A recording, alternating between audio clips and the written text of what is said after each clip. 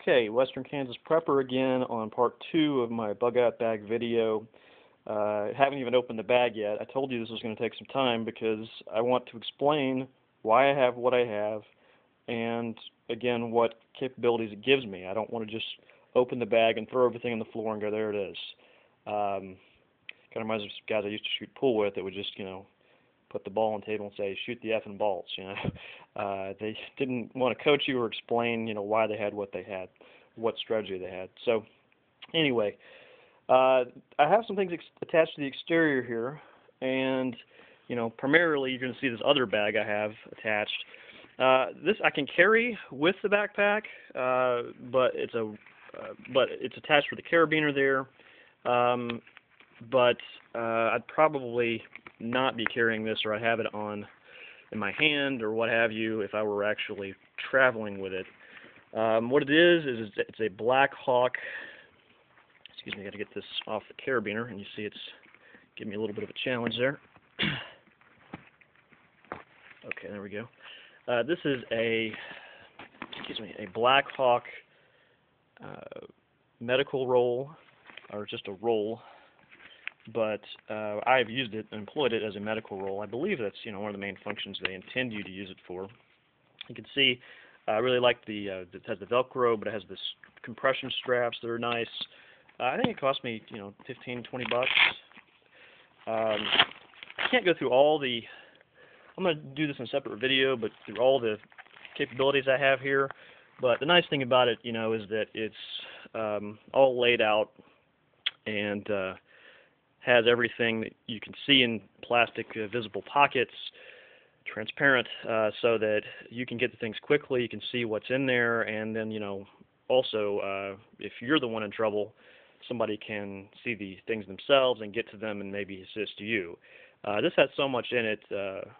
I wanted to put some first aid capability in my pack, but I just couldn't make it fit. I couldn't make it work. So I just elected to do it this way as opposed to have it in my pack. So anyway, I have that available. Like I say, I can go through it on another video, but not today, not now. On the other side of this, I have appended 2 water bottles, and they're nothing special. I just made sure they fit, with a carabiner. It's nice to have these, carabiner hooks on the side. You can hook things on. You can hook your pack onto things. These are not, climbing capable carabiners. They're just pretty shitty, basic ones. But they'll do the job, to hook things on there or to hook your pack on something. But certainly I wouldn't rely on them for climbing or anything like that. These are just 2 pretty basic bottles. This has a, cap, so in case you're trying to do this in a downpour, it's kind of nice. This is a Nalgene, leak-proof, on the fly. This is also a good bottle, has a good seal. It needs to be, BPA-free or something. If you can get that, that's better, so the plastic doesn't leach into your supply. But, any brand will do. Just make sure they got a good seal and make sure that, you can have somewhere to put them. Should I have it filled with water right now? No. I mean, you can't. It'd be a real hassle to keep filling it up and keep the water from being stagnant.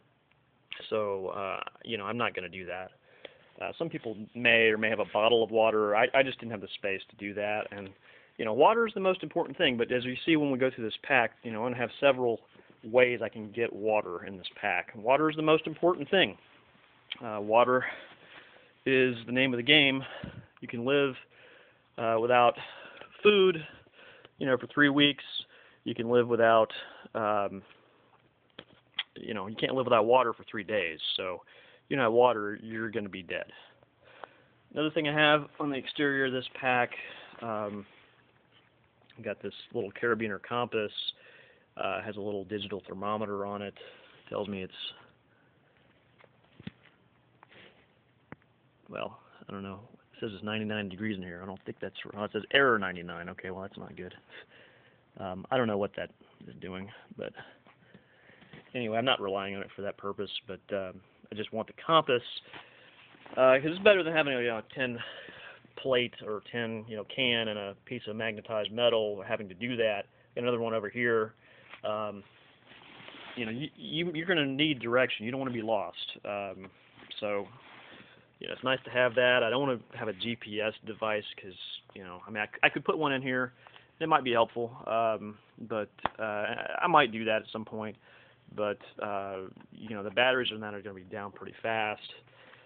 Better to know your route and have that ability. This has a pouch on the back of it that can be removed.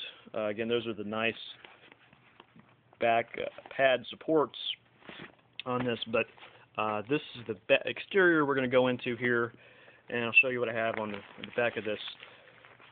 First, I have these, sort of stands out here at first, is I have some filters of two different types.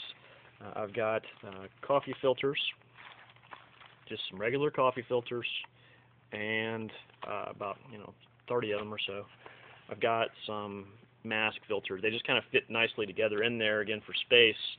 They have no connection to each other as far as their purpose, but why do I have these? Again, water is the name of the game, and I have other filtration devices in my pack we'll see later, but I don't want to put too much wear and tear on my filter if I can help it, and in my other situations. So, as far as sediment and those kind of things go, pre-filter it with these coffee filters, and then, you can use them for other purposes too, but pre-filter it with those, and then, use your water filter.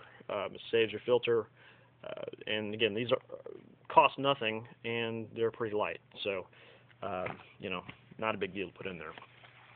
These are, just some filter masks. They're not anything that special.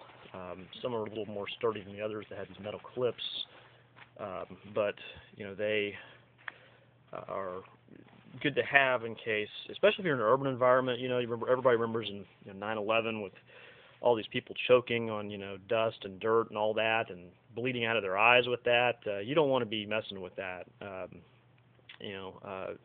Out here in western Kansas, I'm not really worried about buildings collapsing because we don't have any buildings that are all that tall. But we do have dust storms, and those are pretty nasty if you've ever been in one.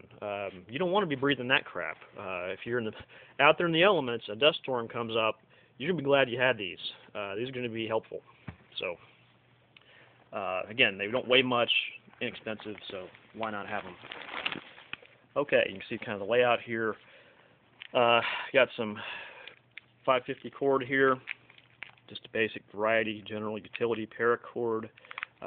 You gotta have. It's good to have some rope in this situation. You can use it to help you climb. You can, I'd probably recommend doubling that over if you're going to be climbing with it. But you can cinch your bag to, if you need to hitch it to a vehicle or something. All kinds of purposes that cord can be used for. Making slings for people, maybe even fixing your pack if a strap breaks or something. Just very good to have for a variety of reasons, but your pack should have some type of rope in it. And that's fairly light and inexpensive. Here I have, you see this, throughout my pack. I have a lot of things either in Ziploc bags or smaller Ziploc bags or some type of container so that I don't get them ruined. In this case, or I just use it to keep them together and from being loose. In this case,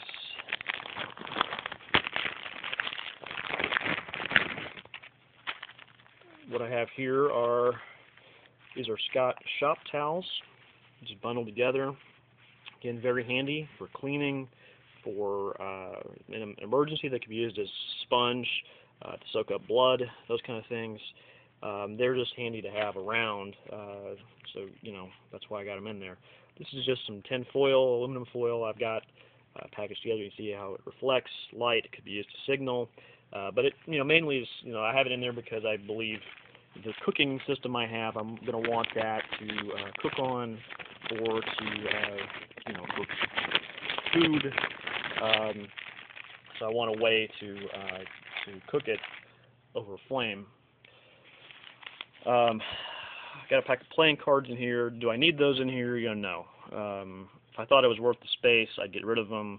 You're not going to have. So I'm going to stop this video. Part 3 coming up.